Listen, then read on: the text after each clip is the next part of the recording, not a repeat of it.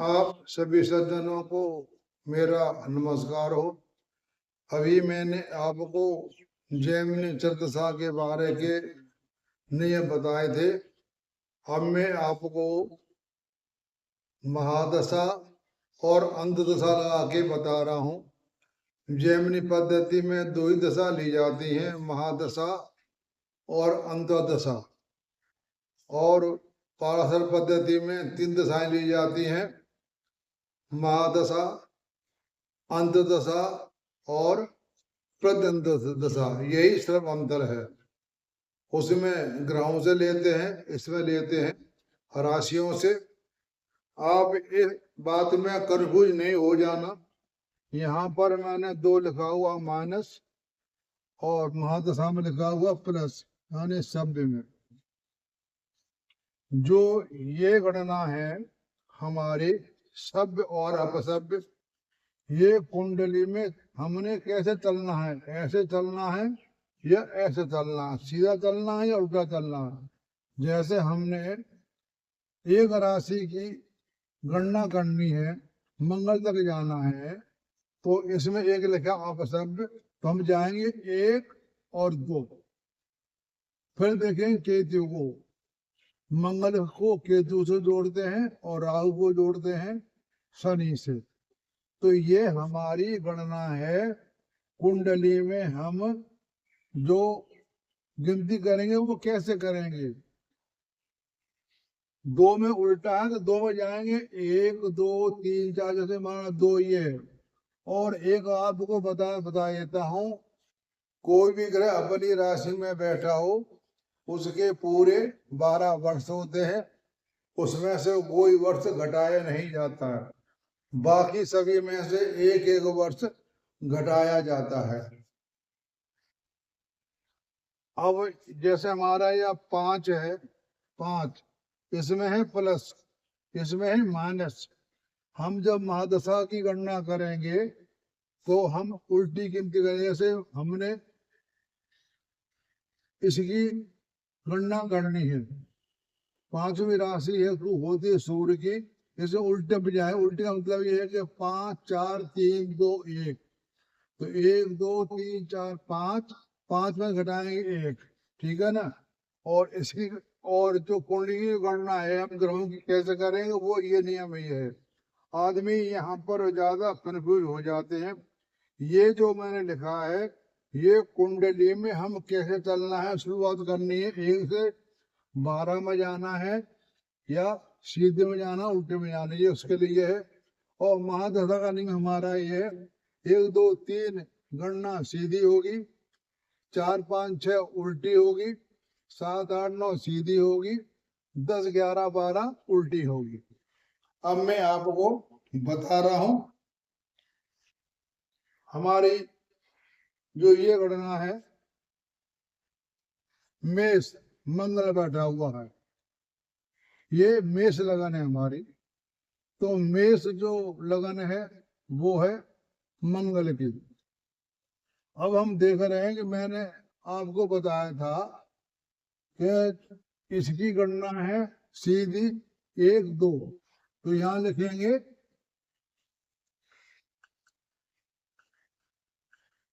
2 minus 1 बराबर 1 वर्ष, ठीक है। अब चले हम तुला राशि पे।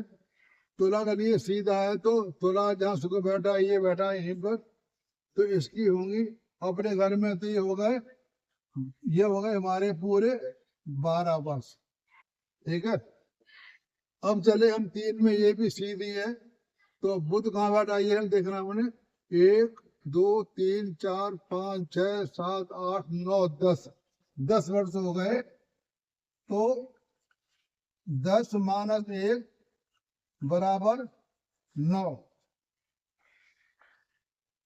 अब चले हम 4, कर्क राशि से गणना उल्टी है, तो 4 में हम जाएंगे 3 पे, क्योंकि ये हमारी सभी हो जाएगी, ये उल्ट जाएगी। चंद्रमा कहाँ बैठा ये हमने देखना है। तो 1 2 3 4 5 6 7 8 9 10, 10वें घर में बैठा, तो 10 माइनस 1,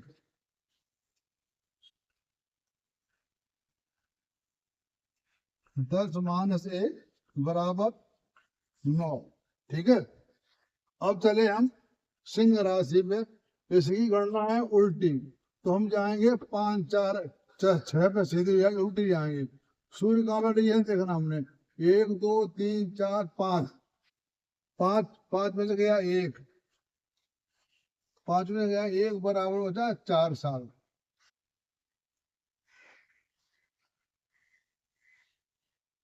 उसके बाद गए हम कन्या में।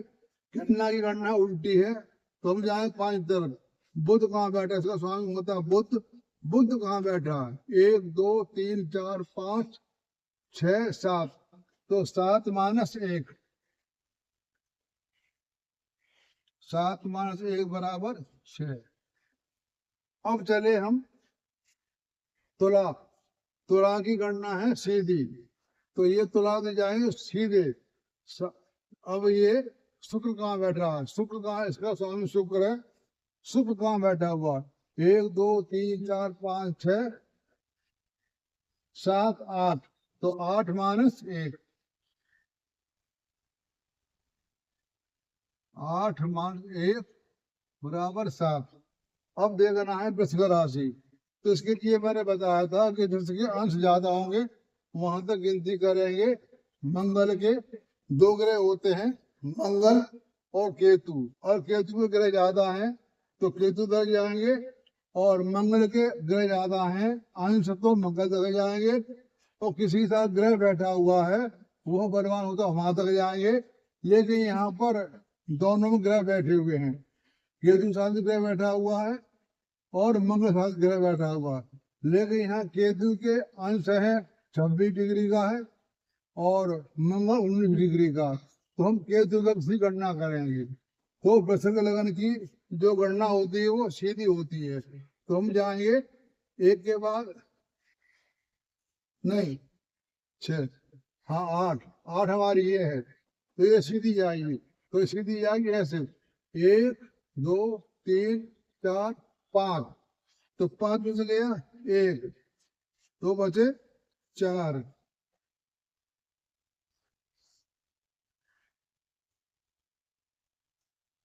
तुला है तो वृश्चिक लगन है। वृश्चिक लगन में हमें जाएंगे, ये केतु ज्यादा है तो दो एक ग्रह बैठा है कि मंगल के ग्रह केतु स्थित है, तो इसकी गणना करेंगे हम 5 करेंगे, 1 2 3 4 5, तो 5 माइनस 1,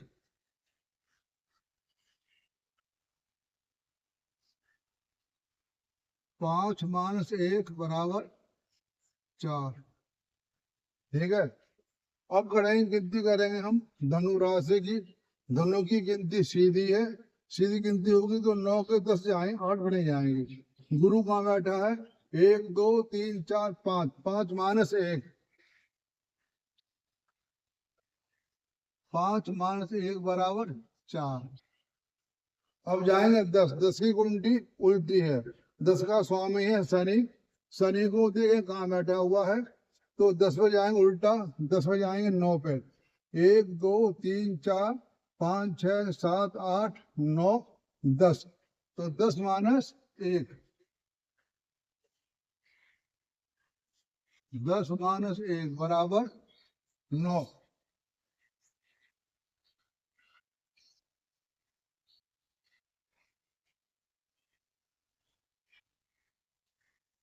उसके बाद जाएंगे कुंभ राशि पे। कुंभ की गिनती उल्टी है, तो 11 बजे हम जाएंगे 10 पे। और इसमें देखना है, इसमें गिनती इसका जो पार्टनर है वो राहु है, तो यहाँ शनि के साथ 3 ग्रह बैठे हुए हैं और राहु अकेला है, तो इसका भाव ये बलवान है। तो कुंभ लगने के लिए हम इसकी गणना है अपसभ्य है, उल्टी, तो उल्टा जाएंगे। ये रे कुंभ, तो 1 2 3 4 5 6 7 8 9 10 11, 11 माइनस 1,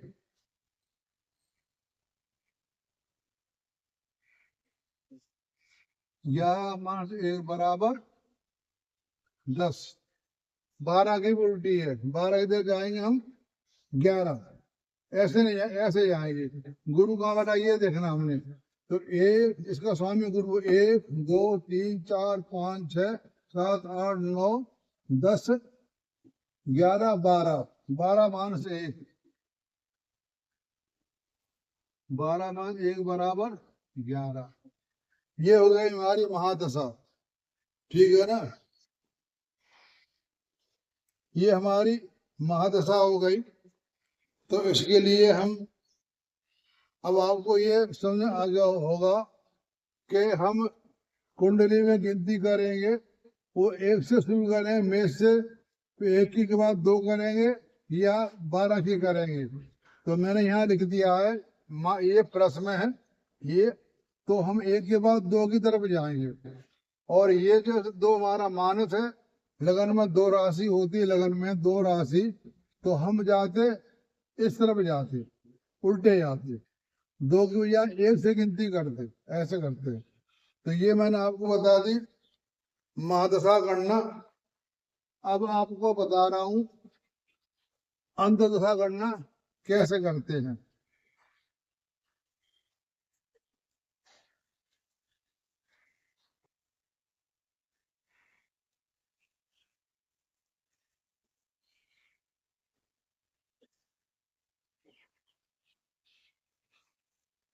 सिर्फ मैं आपको एक ही अंतदशा बता देता हूं। किसी की हमने अंतदशा लेनी है किसी भी ग्रह की, तो मैं आपको एक के बारे में बता देता हूं अंतदशा कैसे गिनती करते हैं। और अंतदशा जो गिनती करते हैं, हम ये देखते हैं कि महादशा के कितने वर्ष हैं, उतने ही महीने लगाए जाते हैं।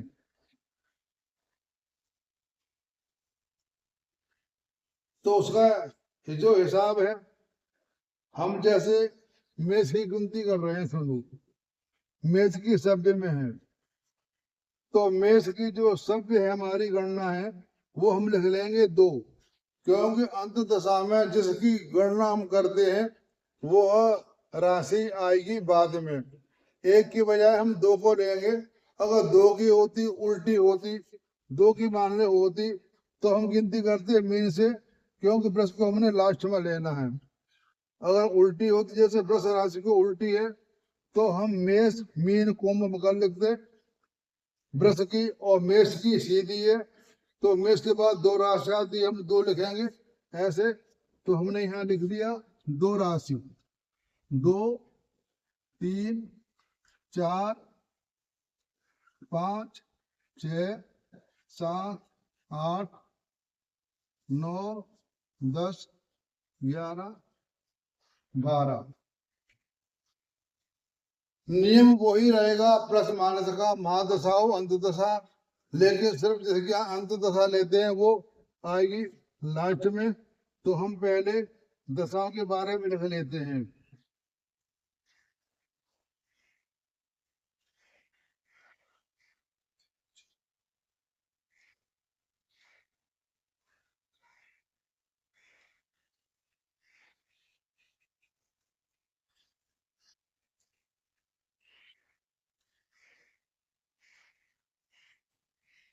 4, 5, 6, 7, 8, 9, 10, 11, 12, और ये हो गया 1। ये राशि लिख दी मैंने। हमने मेष की अंतदशा निकालनी है, तो ये सीधे क्रम में है, क्रम हमारा वही है। मैं लिख देता हूं 1, 2, 3, 1, 2 और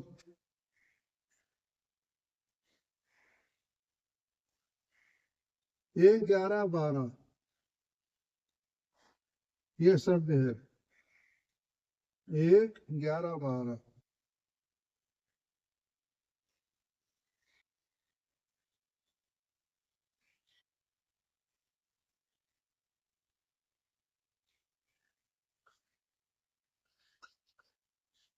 1, 11 और 12, 1, 11, 12, 11, 12, 1, 11, 12, 1, ओ 2 3 4, 2 3 4 5 plus 6 plus 7 plus 8 plus 9 plus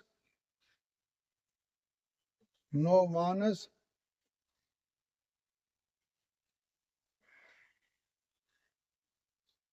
8 minus 9 minus 10 minus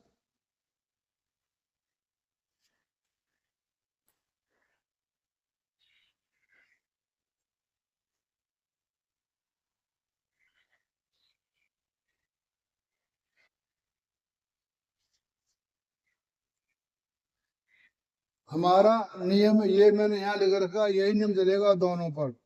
इसमें 1 11 12 प्लस में है, 1 11 12 और 10 9 8 माइनस में, 7 6 5 प्लस में और 4 3 2 माइनस में।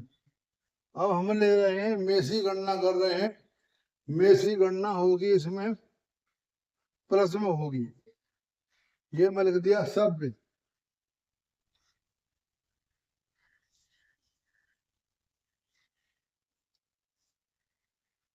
सभ्य गणना हो गई। और मेष की जो हमारी गिनती है मेष लगन की, वो हमारी 8 साल की, तो यहाँ हो गई 8 माह।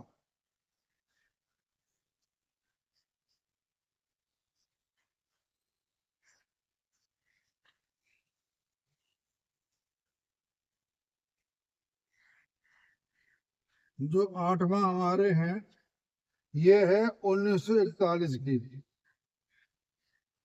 मेष के हमारे 2 हैं, नहीं मेष का 1 माह है। मेष की जो हमारी गणना आई थी वो 1 माह थी, और ये सन है 1941, सन 1941, सन 1941।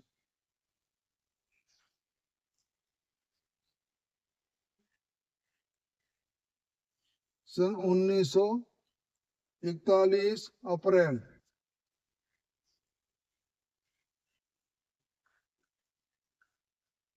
अप्रैल, तो हम इसमें अप्रैल में 1 महीना जोड़ेंगे।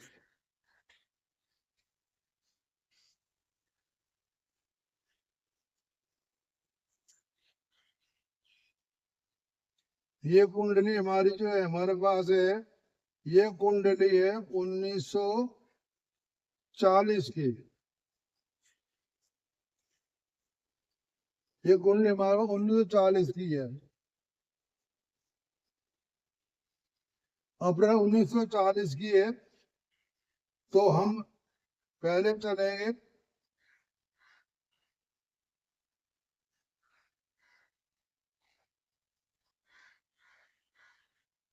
अंत दशा हो गई, ये महादशा हो गई, ये महादशा, ये हो गई हमारी अंत दशा।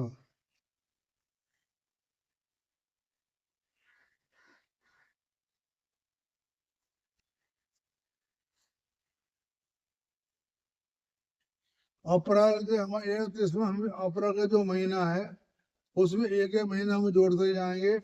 एक एक महीने से यहाँ पर 12 महीने की गिनती आ जाएगी।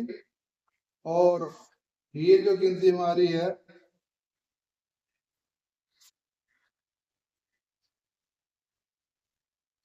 इस तरह से हम ये इनके महीने निकाल लेते हैं।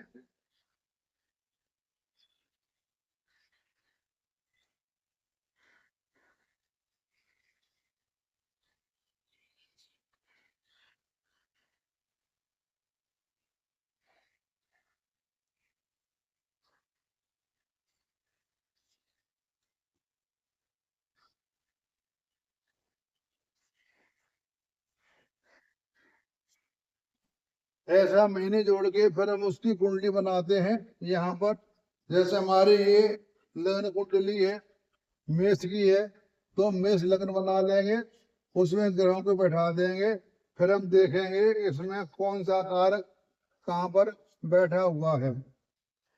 तो ये मैंने आपको अंतदशा बता दी और महादशा बता दी।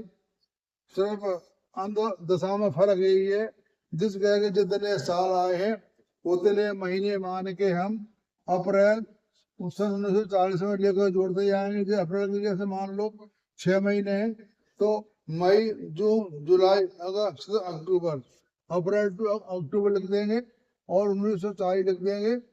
अप्रैल मई जून जुलाई अगस्त सितंबर और अक्टूबर, और लिख दिया। उसके बाद अक्टूबर के बाद हमने लिख दिया 1940 लिख दिया। उसके बाद जोड़ेंगे हम, उसके बाद जोड़ेंगे 7। तो जो हमारा ये है अप्रैल से 6 जोड़ दिए, अक्टूबर आ गया, नवंबर दिसंबर जनवरी फरवरी मार्च अप्रैल, वहां लिख देंगे मई मई जून जुलाई अगस्त अक्टूबर, अप्रैल बाद अक्टूबर आ गया 1940। अक्टूबर बाद हम 6 महीने और जोड़ेंगे, तो नवंबर दिसंबर जनवरी फरवरी मार्च अप्रैल, तो यहाँ लिख देंगे 1940। ऐसे सिस्टम से हम सबको लिखते जाएंगे। तो ऐसे हम जब लिख लेंगे फिर हम देखेंगे ग्रह हमारा कौन सा ग्रह कहाँ बैठा हुआ है, उससे आपको सारा पता लग जाएगा। मैं आपको हर चीज के बारे में बताऊंगा कि कोई भी बच्चा है पढ़ने में कैसा रहेगा। पढ़ने के लिए हम देखेंगे तो पंचम और चौथा भाव देखेंगे, कारक शनि के देखेंगे, सूर्य के देखेंगे, और भाव भाव का स्वामी देखेंगे और कारक देखेंगे, और शादी के बारे में देखना है तो हम एक एक लेंगे, और डी के द्वारा का कहाँ बैठा उसे देखेंगे। तो शादी कब होगी वो हमारे ये मैं आपको सारी बातें बताऊंगा। और पुत्र पैदा कब होगा, संतान, उसमें ए के लेंगे, पी के लेंगे, डी के लेंगे। उससे कुंडली कौन सा ग्रह किस महीने में कहाँ बैठा हुआ है वो गिनती करके बता देंगे। किसी भी भाव या ग्रह से जी के देख रहा है तो वो काम नहीं पूरा होगा, क्योंकि ये एक तरह का छठा भाव है। जो छठा भाव हमारा ये होता है, छठा भाव हर काम में रोड़ा अटकाता, छठा भाव काम नहीं होने देगा। जहाँ छठे भाव के स्वामी जैसे चंद्रमा है, चंद्रमा की जहाँ जहाँ भी दृष्टि जाएगी तो वो काम नहीं होगा। चंद्रमा हमारा बैठा हुआ तुला राशि में, तो इसके बाद है इस राशि हमारी है ये 8, तो यहाँ पर इसकी दृष्टि नहीं आएगी। बचे 5 और 11 और 2, ये चंद्र दृष्टि यहाँ पर जाएगी। चंद्र दृष्टि जाएगी 2 पर, यहाँ मंगल शुक्र बैठे हैं, और दृष्टि जाएगी यहाँ पर सूर्य में। तो सूर्य हमारा कौन है, सूर्य हमारा है पी के है, और मंगल हमारा एम के है, और शुक्र हमारा है ए के। यहाँ पे ए के भी आ गया और एम के भी आ गया और सूर्य भी आ गया। यहाँ उसके पुत्र पैदा होगा, वो हम दशा लगाए। जैसे मैंने आपको यहाँ से बता रहा हूँ चंद्रमा से, तुला राशि में चंद्रमा बैठा हुआ है, इसकी हमने लल कुंडी बना लेंगे 7 से। 7 8 9 10 11 12 1 2 3 4 5 6, जैसे हमारे ये बैठे हुए हैं ना,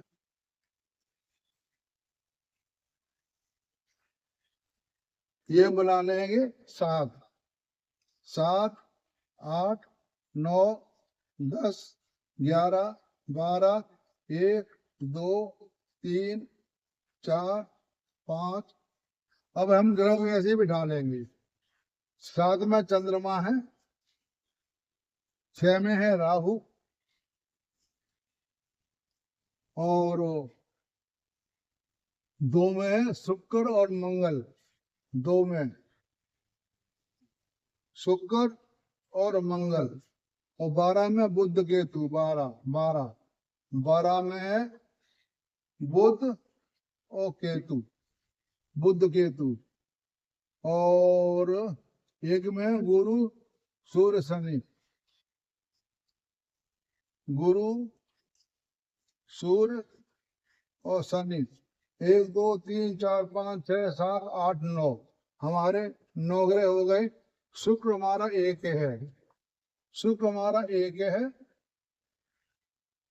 और मंगल हमारा है AM के, और गुरु हमारा है D के, गुरु D के है, और चंद्रमा G के, चंद्रमा ये है G के, और M के है शनि, शनि हमारा ये है, ये शनि M के हो गया, और बुध हमारा हो गया B के, B के, और 1 2 3 4 5, और सूर्य हो गया हमारा P के 6, और कौन बचा, और 7। ये हमारे 7 ग्रह हो गए। अब मैं आपको बता रहा हूं, ये हमने तुला नहीं कुंडली बना ली। अब देख रहे हैं हमारी जी की दृष्टि कहाँ पड़ रही है। 8 पे नहीं जाएगी, 5 पे जाएगी दृष्टि की, 5 पे जाएगी, और जाएगी 11 पे, 11 पे, और जाएगी 2 पे, और जाएगी 2 पे। तो इसमें हमारे शुक्र पीड़ित हो गए, आत्मा कारक अमात्य कारक पीड़ित हो गए, शनि जो हमारे हैं M के ये पीड़ित हो गए, जीके की जहां जहां दृष्टि पड़ी ये हमारे काम नहीं होंगे। अब हम लेते हैं D के, पुत्र कारक को लेना है हमने, तो पुत्र कारक हमारा बैठा हुआ है ये सूर्य। तो ऐसे हम देखें पुत्र कारक किसको देख रहा है, पुत्र कारक जो ग्रह हमारा है ये वृष राशि को नहीं देखेगा, 2 5 8 11 को देखेगा, 5 11 और 8 को देखेगा। ये पंचम भाव है, द्वितीय भाव है, 5 हमारा भाव है। तो ये काम इसका पुत्र हो जाएगा, ठीक है ना। हमारे जो P के है पुत्र कारक, पुत्र कारक हमारा सूर्य है, सूर्य है, इसकी दृष्टि पड़ गई हमारी 2 को छोड़ देंगे हम, 5 8 11, पंचम भाव आव्या और दूसरा, ये सब काम हो जाएगा। ऐसे हम देखेंगे दारा कारक के बाद शादी के बारे में। हमारा दारा कारक कहाँ बैठा हुआ, दारा बैठा हुआ हमारा मेष में, दारा बैठा हुआ, इसकी दृष्टि कहाँ कहाँ पर है, इसकी दृष्टि जो है हमारी वो 2 पे नहीं आएगी, 5 8 11 पे आएगी, 5 8 11, इसको पुत्र पैदा हो जाएगा। जब कुंडली हम बनाते हैं तो उसमें पता पड़ जाएगा इसकी दशा जितने भी महीने की, उसके बाद पता पड़ जाएगा। इसमें इसके पुत्र का भी योग बताया है, और दारा का, ऐसे हम ये लगा के बताते हैं इसमें कारक के बारे में। इससे हमें जल्दी पता पड़ जाता है, क्योंकि इनकी अवधि,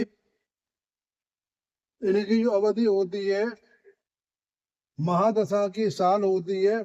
जो भी ग्रह की महादशा जितने साल होती है, अंतदशा उतने ही महीने की मानी जाती है। महादशा 12 साल की है, तो अंतदशा 12 साल की, महादशा 8 साल की है, तो अंतदशा 8 साल की। अंतर यही है, अंतदशा में जिसकी हम गणना करते हैं वो लास्ट में लेते हैं, 22 29 हम पहले लेते हैं। मैंने आपको ये बता दिया, और मैं आपको कुंडली बना करके और भी 1 आध 2 दिखाऊंगा, तभी समझ में आएगा। तो आपसे मेरा यही आग्रह है कि आप जेमिनी पद्धति सीख लें, तो आपको फलादश करने में बहुत आसानी होगी, आपको दिक्कत नहीं आएगी, समय कम लगेगा, ज्यादा दिमाग खर्च नहीं करना पड़ेगा, और उत्तर भी आपको जवाब सही मिल जाएगा। क्योंकि इसमें कारकों का जो नाम दिया है उससे हमें फलादेश जल्दी मिल जाता है। लेकिन जहां पर जीके की दृष्टि होती है वह भाव और भावेश से संबंधित काम नहीं होने देगा। तो ये मैंने आपको महादशा लगाना बता दी और अंतदशा लगाना बता दी। अब आपको मैं इसके बाद और भी बताऊंगा। तब तक के लिए आप सबका सुनने का धन्यवाद। आप सबको नमस्कार। आपको कोई भी दिक्कत होती है तो मुझसे आप फोन करके पूछ सकते हैं। आपको कोई रोक टोक नहीं है, मैं आपको जितना होगा उतना आपको मैं बता दूंगा। लेकिन जो भी फोन करें आप शाम को 3 बजे से लेकर के 5 बजे तक कभी फोन कर सकते हैं। मैं आपको तसल्ली बख्श मतलब पूरा समझाऊंगा कैसे क्या करते हैं, फिर आपको बताऊंगा। फिर आप किताब लेना, किताब पढ़ के आप ज्ञान करना, जो कुछ कमी रह जाए मैं आपको बताऊंगा। तो आप सबका सुनने का धन्यवाद। आप सबको नमस्कार। इसमें कोई भी आपने मुझे लिख के भेजना है, डिस्क्रिप्शन लिख के भेज सकते हैं। लाइक करें और सब्सक्राइब करें। तो आप सबका सुनने का धन्यवाद।